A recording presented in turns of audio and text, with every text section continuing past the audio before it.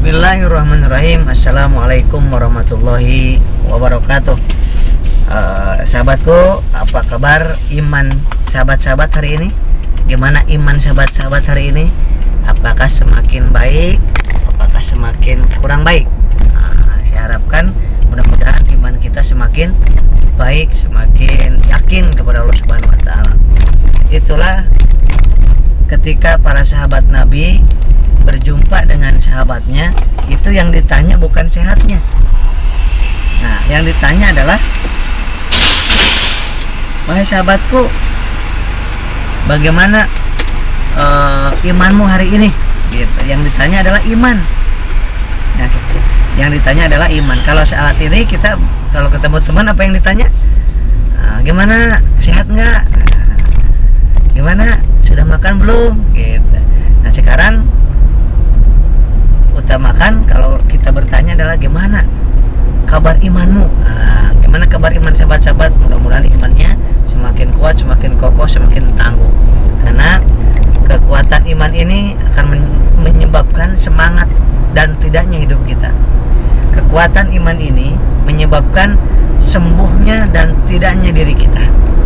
Kekuatan iman ini menyebabkan kuat atau lemahnya diri kita. Maka dari itu, mari kita kuatkan iman kita, kuatkan keyakinan kita kepada Allah, cari ilmunya tentang Allah, cari ilmunya tentang ilmu dunia, ilmu akhirat kita cari, ilmu tauhid kita cari, ya, ilmu tentang mengenal Allah kita cari. Sahabatku, di video kali ini saya ingin menyampaikan semoga sahabat-sahabat semuanya diberikan ke lapangan hati, kelapangan hati, keluasan jiwa, sehingga apapun yang sedang dialami oleh sahabat-sahabat itu betul-betul tidak menyebabkan sahabat-sahabat putus asa, tetapi menyebabkan sahabat-sahabat semakin yakin, semakin tenang. Maka kita harus selalu ingat kepada Allah Subhanahu wa taala. Penyakit yang sekarang muncul banyak adalah kepanikan, ketakutan, kecemasan yang berpengaruh kepada fisik kita. Ya, ketakutan, kecemasan berlebihan namanya anxiety. Tetapi kalau kecemasan, ketakutan, kepanikan berakibat kepada tubuh, rasanya gemeter, berdebar, keringat dingin, hipertensi, tensi naik, ya, keliangan, lambung kembung, perih, melilit, kering, dan lain sebagainya, itu sudah termasuk psikosomatis. Nah, jadi yang pertama, 90% psikosomatis itu penyebabnya dari ketakutan, kepanikan. Dari mana takut paniknya? Dari apa yang terjadi di otak kita, di memori kita. Dari mana memori kita dapat yang menakutkan? Tentang jantung, tentang kanker, tentang penyakit virus, tentang kematian. Nah, itu terjadi dari apa yang dilihat, dari mata, yang ditonton di mata, kemudian yang dipandang, dan apa yang didengar. Yang pernah didengar itu akan tersimpan di memori kita, di dalam long term memory kita. Apa yang dialami juga sama tersimpan di memori kita.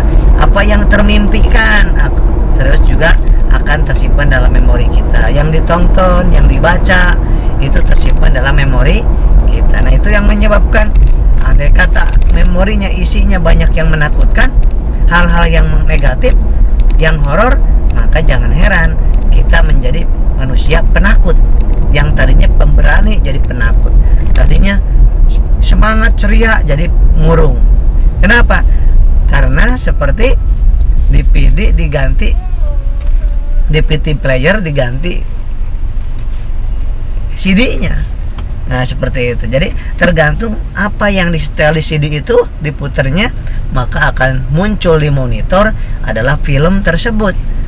Ya, seperti itulah memori kita. Nah, sahabatku yang dimuliakan Allah Subhanahu wa taala, kalau yang positif, kalau yang tentang keagungan Allah, tentang keutamaan sholawat, tentang keutamaan sholat, tentang keutamaan zikir, tentang manusia-manusia, orang-orang yang optimis, tentang orang-orang yang produktif, orang-orang yang soleh, kita tonton, kita baca, kita dengar, ya, tentang orang-orang yang penuh dengan semangat dalam hidupnya, maka otomatis di memori kita akan penuh dengan hal yang energi positif. Nah, ketika seperti itu jangan ragu lagi, pasti kita akan menjadi pribadi yang tadinya lemah berasa kuat, tadinya lemas menjadi semangat, tadinya menjadi orang yang pengecut, penakut, maka akan menjadi pemberani dalam seketika. Kemudian 10%-nya tentu psikosomatis itu lemesnya, keringat dinginnya, berdebarnya, ada masalah di secara fisiknya alias secara medisnya. Satu, berkaitan dengan karbohidrat yang kurang, karena orang yang sedang takut, sedang psikosomatis itu takut makan apa-apa takut, ya, minum manis takut, kemudian tidur takut, pegangannya handphone melulu, maka kurang glukosa darahnya, maka kurang energi, kurang nutrisinya, karbohidratnya, maka kurang energi. Nah, kemudian kurang nonton hal-hal yang membahagiakan, maka tidak ada hormon endorfin yang keluar. Yang keempat, malas jalan, ya, malas jalan karena serba takut pingsan, takut ini, maka terjadilah dia kurang gerak di situ. Nah, kemudian kurang tidur, ya kan. Nah, jadi kurang makan, kurang oksigen, kurang cairan, kurang minum, ya, kurang gula, kurang gerak, dan kurang istirahat. Nah, itulah yang harus diperbaiki, karena 10% sampai 20% penyebabnya itu. Maka terapi ini sangat luar biasa. Satu, terapi nasi, makan nasi setiap 2 jam 10 suap. Yang kedua, terapi air putih setiap 1 jam 1 gelas kecil. Dan terapi gula pasir atau gula batu setiap 2 jam 2 sendok makan. Mau pakai air, mau pakai teh manis, boleh, silakan. Dan mohon maaf yang sekarang psikosomatis karena kurang gerak, kemudian karena darahnya kurang encer, nah itu maka cenderung suka triglycerida dan asam urat suka meningkat, tapi gula suka ngedrop. Nah, maka hindari air kelapa, hindari madu, hindari santan, hindari coklat, kacang tanah, telur, pete, jengkol, kopi. Nah, itu hindari. Sama pisang juga hindari. Inilah hal-hal yang harus Bapak Ibu hindari, sahabatku. Hindari. Nah, kenapa harus dihindari? Sering saya sampaikan di video-video yang lalunya. Dan nanti juga akan saya bilang kenapa yang saya larang itu harus dihindari bagi orang yang masalah psikosomatis, yang masalah lambung karena psikosomatis. Nah, ya, yang masalah lambung karena psikosomatis, bukan karena masalah lambung biasa-biasa, bukan, karena psikosomatis. Nah, saya garis bawahi selalu, ya. Baik, sahabatku, mudah-mudahan semangat terus, optimis terus, sholawat jangan lupa 1000 kali minimal sehari, sallallahu ala Muhammad, sallallahu ala Muhammad, sallallahu ala Muhammad, ya. Kemudian baca Quran setiap habis sholat atau setiap hari jangan kurang dari 5 ayat, ya, 3-5 ayat, silakan. Kemudian murotal, kita nggak baca Al-Quran, habis baca Al-Quran langsung setel murotal di kamarnya, di rumahnya, murotal Al-Quran terus, sahabat.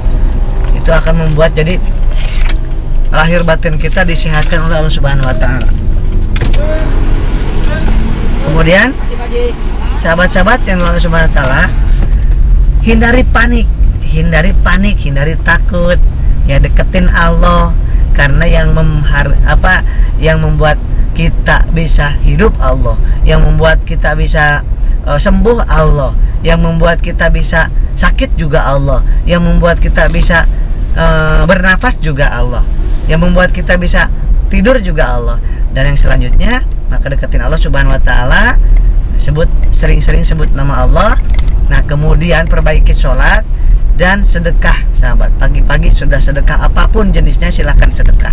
Niatkan untuk membeli kesembuhan dari Allah Subhanahu wa Ta'ala. Dan jangan sampai lupa itu senyum. Nah, senyum setiap hari, jangan sampai kurang dari 20 kali senyum sambil bersyukur senyumnya, ingat kepada Allah Subhanahu wa taala. Nah, kemudian yang janganlah sampai lupa juga sahabatku adalah kita harus apa namanya tuh, hindari laptop dan handphone. Bagi yang ingin cepat sembuhnya, hindari laptop dan handphone ya, kecuali handphonenya untuk mendengarkan pengajian, mendengarkan yang bikin senyum, mendengarkan murotal dan sholawat. Selain itu hindari handphone kita ya, karena pengaruhnya besar sekali kepada penyembuhan psikosomatis. Nah, kemudian keluar dari komunitas atau grup yang bercerita tentang keluh kesah dan penyakit. Hindari dan stop dan keluar, pamit sahabatku. Oke, insyaallah ya. Insyaallah. Salam sehat jiwa, sehat jiwa, sehat jiwa, sehat raganya. Saya Asep Bruder. Mohon maaf lahir dan batin. Assalamualaikum warahmatullahi wabarakatuh.